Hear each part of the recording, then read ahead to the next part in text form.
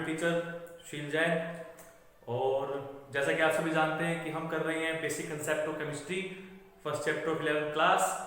और I hope कि जितना अभी तक हमने किया है वो सभी आपको बहुत अच्छे समझ में आया होगा, बहुत मजा आया होगा पढ़ने में, कुछ नई चीजें सीखी होगी आपने, क्योंकि आप अभी 11th में नए नए आए हैं और 10th से बिल्कुल थोड़ा सा डिफरेंट आपको लगा होगा साइंस केमिस्ट्री, कि हाँ थोड़ा तो ज्यादा पढ़ने को पड़ता है इसमें। तो उसी टॉपिक के अंदर हम आज नेक्स्ट टॉपिक कर रहे हैं। कल मैंने आपको एक टॉपिक, जब हम लॉ ऑफ केमिकल कॉम्बिनेशन कर रहे थे तो वहां मैंने आपको एक टॉपिक बताया था, लॉ ऑफ इक्विवेलेंट मास, या उसको हम लॉ ऑफ इक्विवेलेंस भी बोल देते हैं खाली। तो उसको मैंने कहा था कि मैं आपको उसके बारे में अलग से बताऊंगा एक वीडियो में। तो आज हम पहले उसके बारे में डिस्कस करेंगे कि वो लॉ क्या है और क्या उसका यूज है। उसके बाद टाइम बचता है तो कुछ हम एक्स्ट्रा करेंगे, वरना तो फिर नेक्स्ट वीडियो में देखते हैं क्या कर सकते हैं। बट फिलहाल हमारा जो फोकस रहेगा पहले वो क्या रहेगा, लॉ ऑफ इक्विवेलेंट मास को समझने पे रहेगा, जो बहुत इंपॉर्टेंट है, खासकर कंपटीशन एग्जाम की जो प्रिपरेशन कर रहे हैं बच्चे उनके लिए बहुत ज्यादा इंपॉर्टेंट है। स्कूल एग्जाम्स में जैसे सीबीएसई एग्जाम उसमें इतना यूज नहीं होता है उसका, बट कंपटीशन एग्जाम के लिए वो बहुत ज्यादा इंपॉर्टेंट टॉपिक है, बहुत ज्यादा इंपॉर्टेंट टॉपिक है। तो बहुत अच्छे से इसको समझिएगा। तो आज हम स्टार्ट कर रहे हैं लॉ ऑफ इक्विवेलेंट मास को, या मैं सिंपल इसको लिख रहा हूं law of equivalence. Okay, law of equivalence, ठीक है। या फिर हम इसको क्या लिखते हैं, या फिर हम इसको लॉ ऑफ इक्विवेलेंट मास ही लिखते हैं, equivalent mass. Okay, equivalent mass लिख लीजिए, कोई दिक्कत नहीं है, बट ज्यादा बेटर जो रहता है वो लॉ ऑफ इक्विवेलेंस ही ज्यादा अच्छा लगता है। बट चलिए कोई नहीं, मुझे कुछ समझाना है आपको, इसलिए मैं पहले ये लिख रहा हूं। अच्छा देखिए, अब आपके लिए एक वर्ड बिल्कुल नया है, वो है आपका इक्विवेलेंट मास। कहेंगे सर हमने एटॉमिक मास सुना, हमने मोलिकुलर मास सुना, हमने फॉर्मल मास सुना, लेकिन हमने इक्विवेलेंट मास नहीं सुना। तो आज हमें पहले इक्विवेलेंट मास समझाइए, समझना भी जरूरी है भाई, क्योंकि 12th में भी आपके वो काम आता है। जब आप कंसंट्रेशन का टॉपिक पढ़ते हो, आपने पढ़ा होगा, तो कंसंट्रेशन में नॉर्मेलिटी टर्म आती है, और वहां आपको नंबर ऑफ ग्राम इक्विवेलेंट निकालना मैंने सिखाया था कि नंबर ऑफ ग्राम इक्विवेलेंट कैसे निकालते हैं। वहां पे वर्ड आता है equivalent mass, number of gram equivalent, वो सभी इसी से रिलेटेड है। तो इसलिए आज हम जो फोकस कर रहे हैं वो इक्विवेलेंट मास पे कर रहे हैं कि what is the meaning of equivalent mass, ठीक है। तो क्या होता है इक्विवेलेंट मास, वो कह रहा है कि किसी भी सब्सटेंस का वो मास, किसी भी सब्सटेंस का वो मास जो या तो रिएक्ट करे, या डिस्प्लेस करे, या प्रोड्यूस करे, किसी भी सब्सटेंस का वो मास जो यूज होता हो क्या किसी के साथ रिएक्ट करने में, प्रोड्यूस करने में, या डिस्प्लेस करने में। किसके साथ, क्या प्रोड्यूस करने में, क्या रिएक्ट करने में। या तो 1 ग्राम हाइड्रोजन, 1 ग्राम हाइड्रोजन, या 16 ग्राम ऑक्सीजन, या 35.5 ग्राम क्लोरीन। इनमें से कुछ भी हम यूज कर सकते हैं। अगर इनमें से कोई भी यूज कर रहे हैं तो वो आपको क्या कैलकुलेट करने में हेल्प करता है, वो आपको कैलकुलेट करने में हेल्प करता है उसका इक्विवेलेंट मास। ओके, तो क्या समझना है आपको कि हम क्या लिखते हैं कि mass of any substance which will react or displace or produce what, क्या प्रोड्यूस करे या क्या डिस्प्लेस करे, क्या रिएक्ट करे, किसका रिएक्ट करे। 1 ग्राम हाइड्रोजन और 16 ग्राम ऑक्सीजन और 35.5 ग्राम क्लोरीन। तो वो जो मास आपका आएगा उस मास को हम कहेंगे उसका इक्विवेलेंट मास। तो कुछ डेफिनेशन समझ आई होगी, कच्ची पक्की आई होगी, है ना।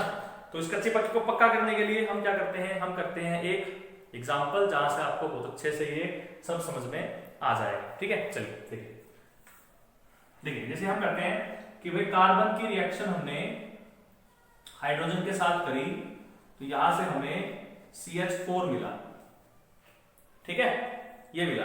तो हमें क्या करना है, हमें ये निकालना है कि कार्बन का इक्विवेलेंट मास कितना होता है।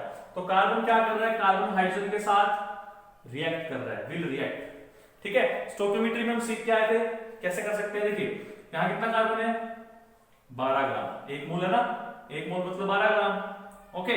और यहां भी कितना है, 1 मोल है। यहां कितने मोल है, 2 मोल है। तो 2 मोल का मास कितना होगा यहाँ से, 4 ग्राम, क्योंकि हाइड्रोजन का मास कितना होता है 1, तो 2 टू द 4 तो 4 ग्राम हो गया, और यहां से 1 कितना आ रहा है, ये 16 ग्राम बन रहा है। ठीक है, अब देखिए, अब ये करता है कि भाई 4 ग्राम हाइड्रोजन जो है वो रिएक्ट करता है 12 ग्राम कार्बन के साथ। यही बात तो है कि 4 ग्राम कार्बन आपका जो है, सॉरी हाइड्रोजन जो है वो रिएक्ट करता है 12 ग्राम कार्बन के साथ। तो हमें कितने के लिए चाहिए, 1 के लिए। भाई 1 ग्राम हाइड्रोजन जो है वो रिएक्शन करेगा 3 ग्राम कार्बन से, यही होगा। तो जो 3 ग्राम आ गया, ये क्या आ गया, ये उस कार्बन का इक्विवेलेंट मास आ गया। क्या आ गया, कार्बन का इक्विवेलेंट मास आ गया। कितना आ गया, 3 ग्राम आ गया। कंसेप्ट समझ में आया। इसी को हम और तरीके से भी कर सकते थे, जैसे मान लीजिए मैं कहता कि C+O2 है और इससे हम CO2 करते हैं, तो यहां से भी आप कर सकते थे, वही सेम कंसेप्ट आप लगाते कि यहाँ 12 ग्राम है। ठीक है, तो यहाँ कितना है, देखिए इक्विवेलेंट मास बदल सकता है, वो रिएक्शन टू रिएक्शन चेंज होता है एलिमेंट का, वो फिक्स क्वांटिटी नहीं है, वो चेंज हो सकता है आपका। तो यहाँ आप कैसे करते हो, जैसे यहाँ कितना होता, यहाँ कितना होता 32, ओके, और ये कितना बनता है 44।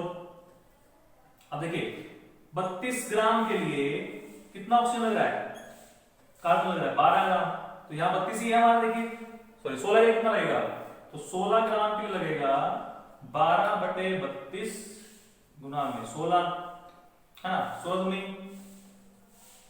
32, तो कितना हो गया 6 ग्राम आ गया। देखिए इस केस में 6 ग्राम आ रहा है।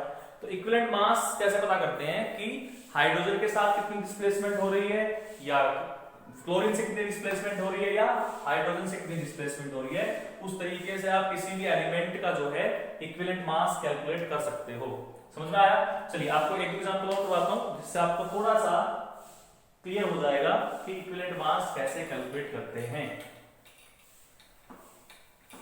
आसान लगा होगा, समझ में आ गया होगा क्या करना है। स्टोइकियोमेट्री हमने समझी हुई है, तो स्टोइकियोमेट्री से हम इसको कैलकुलेट करना सीख सकते हैं। देखिए जैसे मान लीजिए मैं कहता हूं कि नाइट्रोजन है मेरे पास, और यहां से हम हाइड्रोजन की रिएक्शन करते हैं, और ये आपका NH3 बन गया। ऐसे पढ़ते थे, तो करिए इसको। ये 14 कितना 28 ग्राम हो जाएगा, यहां कितना होगा 6 ग्राम हो जाएगा। ठीक है, यहां कितना होगा 14 और 3 17, 72 से 34, तो 34 ग्राम होगा। अब मुझे दोनों का इक्विवेलेंट मास निकालना है। मान लीजिए, तो पहले मैं नाइट्रोजन का निकाल रहा हूं कि भाई 6 ग्राम हाइड्रोजन जो है वो रिएक्ट करता है 28 ग्राम नाइट्रोजन के साथ बैलेंस रिएक्शन में। तो 1 ग्राम हाइड्रोजन के लिए कितना लगेगा 28/6, कितना हो गया ये 14/3, ये होगा 2 से डिवाइड करेंगे तो यह क्या आ गया, ये आ गया आपका नाइट्रोजन का इक्विवेलेंट मास। इसी तरह से अगर हम अमोनिया का निकालते हैं तो वो भी निकाल सकते हैं। कैसे कि भाई 34 gram ammonia, sorry 6 gram hydrogen से प्रोड्यूस होता है 34 ग्राम अमोनिया, तो 1 ग्राम से कितना होगा 34/6, कितना हो गया, इसको सोल्व कर लीजिए, 2 से 70 में कितना हो गया 3, तो ये क्या आ गया, ये अमोनिया का इक्विवेलेंट मास आ गया। तो आई होप कि आपको इक्विवेलेंट मास कैलकुलेट करना थोड़ा बहुत आ गया होगा। हम और भी कर सकते हैं केस, कैसे,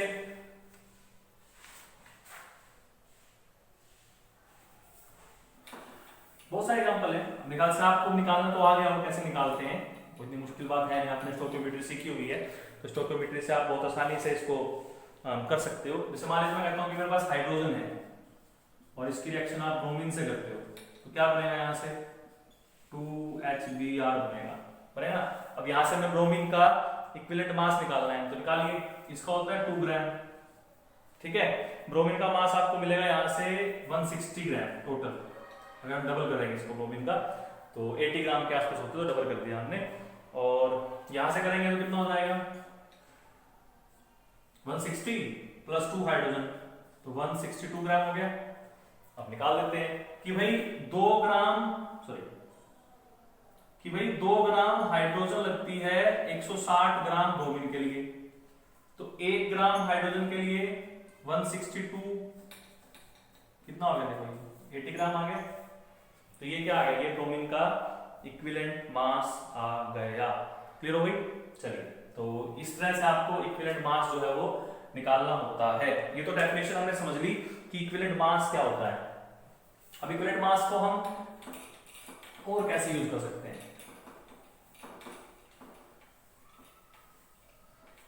देखिए, इक्विवेलेंट मास निकालने का तरीका क्या है। अगर आपने सभी क्वेश्चंस को देखा हो तो सभी क्वेश्चंस के अंदर मैं एक तरीके से उनका एटॉमिक मास या मोलर मास ले रहा हूं। जैसे बिल्कुल फर्स्ट एग्जांपल की बात करें, मैंने कार्बन और हाइड्रोजन वाला लिया था, तो यहां मैंने क्या किया था, यहां मैंने 12 ग्राम लिया था और उस 12 ग्राम को डिवाइड किया था 4 से, ऐसे किया था।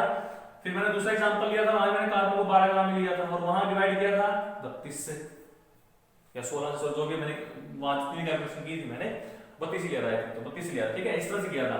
और इसी तरह से नाइट्रोजन वाले केस में हमने किया। तो मैं हर केस में क्या कर रहा हूं, मैं हर केस में ऊपर क्या ले रहा हूं, हमेशा जिस एलिमेंट का हमें एटॉमिक मास, जिस एलिमेंट का हमें इक्विवेलेंट मास निकालना है, हम उस एलिमेंट का पहले ऊपर एटॉमिक मास ले रहे हैं या मोलर मास ले रहे हैं, मॉलिक्यूल ले रहे हैं, तो और नीचे किसी नंबर से डिवाइड करना है, नीचे किसी नंबर से डिवाइड करना है। बस हमें अगर वो नंबर पता चल जाए, देखिए वो हर नंबर हर बार चेंज हो रहा था, यहां नंबर कितना हो गया 4 हो गया, तो इक्विवेलेंट मास 3 आया। ऑक्सीजन वाले केस में वो नंबर कितना हो गया था, नीचे कैलकुलेशन करी तो हमने 2 हो गया था, तो डिवाइड करने में 6 आ रहा था, है ना, तो वो नंबर चेंज हो रहा है हमारा बस। तो यानी कि डायरेक्ट हम क्या कह सकते हैं कि अगर आपको किसी भी सब्सटेंस का इक्विवेलेंट मास कैलकुलेट करना है, किसी भी सब्सटेंस का इक्विवेलेंट मास कैलकुलेट करना है, तो अब क्या लेना पड़ेगा, उसका ग्राम, या सिंपल में लेता हूं उसका मोलर मास ले लीजिए। मोलर मास का मतलब होता है ग्राम एटॉमिक मास या ग्राम मॉलिक्यूलर मास, तो उसको कंबाइनली हम मोलर मास बोल देते हैं, एटम के लिए भी या मॉलिक्यूल के लिए भी। और उसको डिवाइड करना है एक नंबर से, उस नंबर को बोलते हैं भाई एन फैक्टर। बस आपको ये एन फैक्टर ढूंढना है। अगर आपको ये एन फैक्टर मिल गया तो आप उसका क्या निकाल दोगे, डायरेक्ट इक्विवेलेंट मास निकाल दोगे, आपको इतनी लंबी चौड़ी रिएक्शंस करने की जरूरत नहीं पड़ेगी।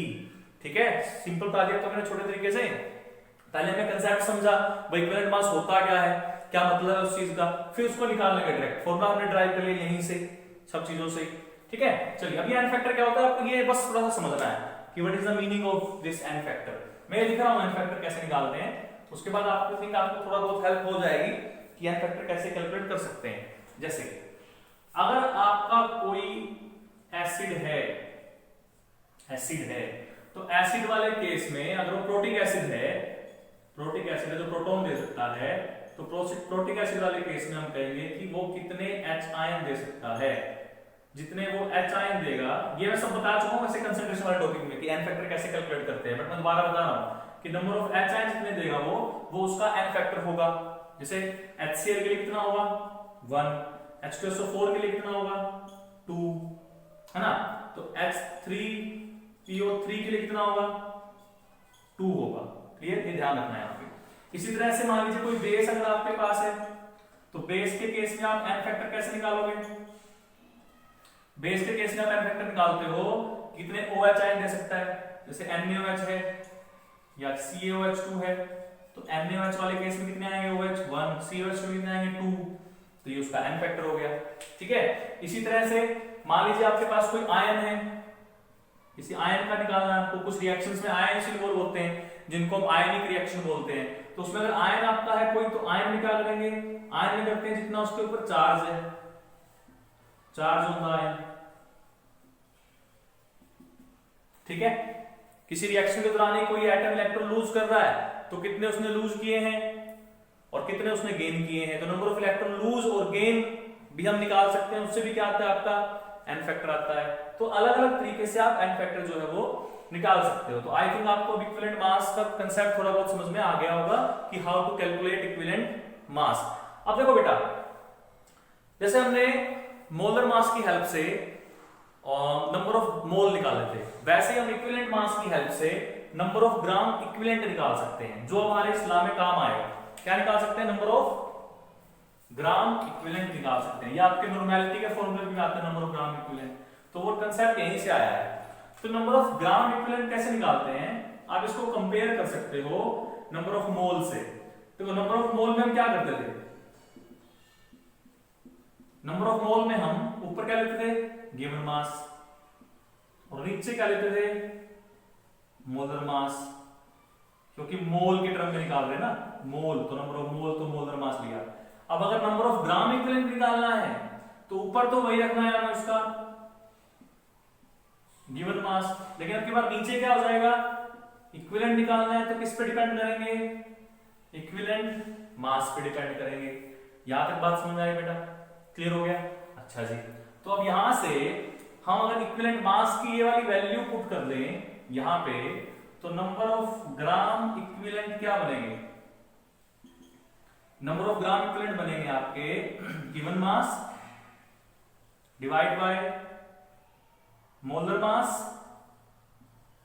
और इसके डिवाइड में कितना, n फैक्टर, पूरी वैल्यू दी हमने। और given mass by molar mass क्या है, नंबर ऑफ मोल, तो नंबर ऑफ ग्राम इक्विवेलेंट हमने किसकी टर्म में निकाल दिए, नंबर ऑफ मोल, और इनटू में n फैक्टर। तो अगर आपको किसी के नंबर ऑफ ग्राम इक्विवेलेंट निकालने हैं तो इस तरीके से भी आप नंबर ऑफ ग्राम इक्विवेलेंट निकाल सकते हो। क्लियर हो गया, समझ में आ गया? ये बेसिक कंसेप्ट था हमारा सारा का सारा इक्विवेलेंट मास का। आई होप कि आपको समझ में आया होगा कि इक्विवेलेंट मास क्या होता है, कैसे कैलकुलेट करते हैं, क्या फॉर्मूला हम यूज कर सकते हैं इक्विवेलेंट मास को कैलकुलेट करने के लिए, और क्या कहां पे जरूरी होता है। अब आते हैं भाई आपके लॉ के ऊपर जो हमें अब करना है।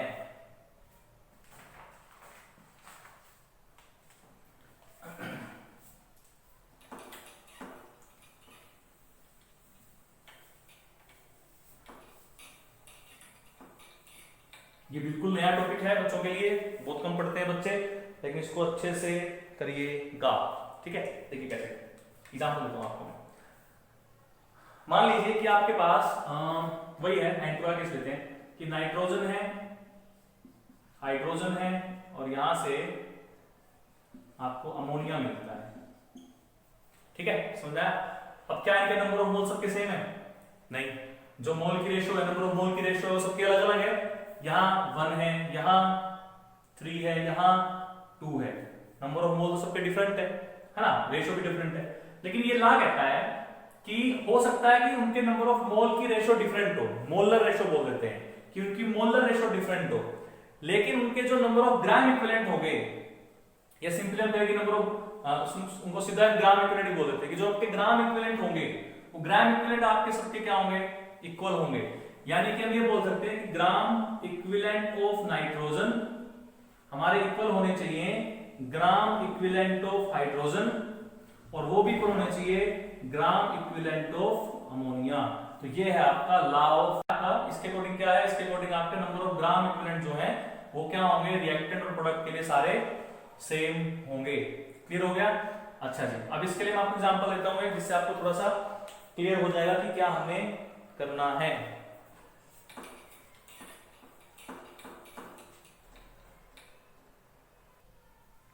तो देखिए, ये न्यूमेरिकल है आपका जो मैंने अभी बोर्ड पे लिखा है, और इस न्यूमेरिकल की हेल्प, इस न्यूमेरिकल के अंदर हमें कैलकुलेट क्या करना है, इसमें हमें कैल्शियम ऑक्साइड का मास कैलकुलेट करना है, और आपको दिया क्या हुआ है, आपको कैल्शियम का अमाउंट दिया हुआ है 80 gram, okay, and react with excess of oxygen to give CaO।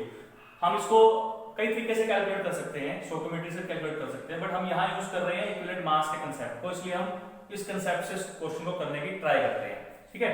तो वो कह रहे हैं कि जो कैल्शियम आपका है, अब वो रिएक्ट किससे कर रहा है, एक्सेस ऑफ ऑक्सीजन से रिएक्ट कर रहा है, और क्या बना रहा है, कैल्शियम ऑक्साइड बना रहा है, और वेट दिया हुआ है 80 ग्राम। तो रूल क्या कहता है, रूल कहता है कि जो नंबर ऑफ ग्राम इक्विवेलेंट होंगे कैल्शियम के वो इक्वल होंगे number of gram equivalent of O2, और वो भी इक्वल किसके होंगे, number of gram equivalent of CaO। ये तीनों आपस में इक्वल होंगे। हमें इससे मतलब नहीं है क्योंकि हमें इसका ना कुछ दे रखा है मास, ना कुछ निकालना है। दे हमें कैल्शियम का रखा है तो इससे मतलब होगा हमें, और कैल्शियम ऑक्साइड का पूछ रखा है तो हमें इससे मतलब होगा। इसका मतलब हम इसको कर देते हैं यहां से 7। तो हमारे पास क्या बचता है, हमारे पास बचता है ये क्वांटिटी कि number of gram equivalent of calcium जो है वो हमारे इक्वल होंगे number of gram equivalent of calcium oxide के। अब नंबर ऑफ ग्राम इक्विवेलेंट क्या होते हैं, अभी बताया था मैंने, क्या होते हैं, उसका given mass and divide by उसका इक्विवेलेंट मास, यही होता है। जल्दी कर सकते हो आप, मैं थोड़ा सा एक्सप्लेन करने के लिए आपको थोड़ा सा लेंथी कर रहा हूँ ताकि आपको हर कंसेप्ट क्लियर हो जाए। आप फिर खुद भी ट्रिक लगा सकते हो फटाफट कि हाँ सर यहाँ ये भी कर लेते हैं, है ना। तो यहाँ भी ऐसे कर सकते हैं कि गिवन मास और उसके बाद उसका इक्विवेलेंट मास। अब हमारे पास क्या है, हमारे पास सिर्फ गिवन मास है 80 ग्राम, ना तो हमारे पास कैल्शियम का इक्विवेलेंट मास है, ना हमारे पास कैल्शियम ऑक्साइड का इक्विवेलेंट मास है। ये वाला हमें निकालना ही है। तो हमारे पास दो चीजें और होनी चाहिए थी, कैल्शियम का इक्विवेलेंट मास होना चाहिए था और कैल्शियम ऑक्साइड का इक्विवेलेंट मास होना चाहिए था ना। तो अब इक्विवेलेंट मास हम कैसे निकाल सकते हैं, इक्विवेलेंट मास जो है वो हम किस तरीके से निकाल सकते हैं, कैसे निकालेंगे। देखिए इक्विवेलेंट मास क्या होता है, इक्विवेलेंट मास होता था, कहाँ लिखें, यहाँ करते हैं, यहाँ करते हैं। इक्विवेलेंट मास क्या होता था, given mass, sorry molar mass divide by n factor. Calcium का मोलर मास कितना होता है 40, और अगर किसी एटम का आपको एन फैक्टर निकालना है, किसी एटम का एन फैक्टर निकालना है, ये लिख लीजिएगा, नोट कर लीजिएगा, किसी एटम का एन फैक्टर निकालना है तो कितने इलेक्ट्रॉन वो लूज कर सकता है या गेन कर सकता है, यानी उसकी वैलेंसी कितनी है, कैल्शियम की वैलेंसी कितनी है 2, तो यहां कितना आएगा 2, तो इक्विवेलेंट मास कितना आ गया 20 आ गया। तो यहां हम क्या पुट कर सकते हैं 20, तो 80 बाय में 20, क्लियर हो गया, इज इक्वल टू, ये हमें निकालना है तो उसको हम x मान लेते हैं। नीचे अब किसका इक्विवेलेंट मास चाहिए, कैल्शियम ऑक्साइड का, तो वही फिर सेम फॉर्मूला लगाएंगे। तो पहले इसका मोलर मास निकालेंगे और मोलर मास कितना आएगा इसका 56 आएगा, कितना आएगा 56, 40 कैल्शियम का और 16 ऑक्सीजन का, 56 हो गया। और इसकी एन फैक्टर कैसे निकालेंगे, अब ये क्या है, एक साल्ट है कैल्शियम ऑक्साइड, ओके, एक तरह का साल्ट है। तो इसमें क्या है, कैल्शियम पे जितना चार्ज है +2, ऑक्सीजन में कितना है -2, तो चार्ज कितना है आयंस पे 2 ही का है, 2 दिए हैं या 2 दिए हैं, मैंने क्या बताया नंबर ऑफ इलेक्ट्रॉन लूज करने या गेन करने, तो लूज और गेन कितने किए हैं 2 ही किए हैं, तो एन फैक्टर कितना हो गया 2, तो यहां से कितना आ गया ये 28, तो हम वैल्यू पुट कर सकते हैं यहां 28, तो x का मास आ जाएगा, तो x का मास कितना होगा, सोल्व कर दीजिए इसको, 80 इंटू में 28 एंड डिवाइड बाय 1 मिनट, हाँ ठीक है 1 डिवाइड बाय 20, तो सोल्व कीजिए इसको, 28 4 जा 112, तो ये आपका आंसर आ गया। तो आई होप कि आपको ला समझ में आ गया होगा कि कैसे हम सोल्व कर सकते हैं with the help of law of equivalence mass की हेल्प से, कि क्वेश्चन कैसे करना है, क्लियर हो गया। अब एक खास बात और याद रखिएगा भाई कि दो कंपाउंड्स के जो एन फैक्टर की रेशो होती है, मान लीजिए ये मैं अलग से बता रहा हूं आपको, एक स्टार बना के लिख लीजिएगा इस बात को कॉपी में अपनी, स्टार बना के, अगर आप स्टार बना के लिखोगे तो आप खुद सुपरस्टार हो जाओगे केमिस्ट्री पढ़ के। तो अगर आपको सुपरस्टार बनना है तो स्टार बनाना पड़ेगा। तो स्टार क्या कह रहा है कि अगर मान लीजिए दो कंपोनेंट्स हैं, उनके एन रिएक्टेंट्स, खासकर अगर दो रिएक्टेंट्स है और उनके एन फैक्टर की रेशो मान लीजिए A/B है, एन फैक्टर की रेशो अगर उसकी A/B है तो नंबर ऑफ मोल की रेशो क्या होगी, कि हमेशा B/A होगी, ये आपकी नंबर ऑफ मोल की रेशो आ जाएगी, यानी मोलर रेशो होगी जो आपकी नंबर ऑफ मोल की रेशो। बात समझ में आ गई। अगर दो रिएक्टेंट्स हैं या दो कोई भी सब्सटेंस है, उनके एन फैक्टर की रेशो अगर A/B है तो उनके नंबर ऑफ मोल की जो रेशो है वो B/A हो जाएगी। ये आपको ध्यान रखना है, ये बहुत इंपॉर्टेंट पॉइंट है, ये क्वेश्चन आता है कहीं ना कहीं, काम आएगा आपको, क्लियर हो गया। तो ये आप स्टार बना के लिखिएगा कॉपी में अपनी, स्टार बना के, ताकि आप सुपरस्टार बन जाओ। तो ये हो गया हमारा law of equivalent mass. I hope कि आपको समझ में आया होगा कि इक्विवेलेंट मास क्या होता है, लॉ कैसे काम करता है। कुछ एग्जांपल आप भी ट्राई कीजिएगा अच्छे से, कहीं आपको मिलते हैं बुक्स में, वरना मैं आपको दूंगा फिर। और नेक्स्ट हम करते हैं कल टॉपिक, और आई होप कि कल मैं आपका चैप्टर जो है वो कंप्लीट कर दूंगा कंप्लीटली। बस 1 या 2 टॉपिक छोटे छोटे रहते हैं बिल्कुल ही, वो भी मैं धक्के से करा रहा हूँ ताकि हम कोई ना कोई क्वेश्चन छोड़े ना, सारे क्वेश्चन हमारे मोस्टली हो जाए।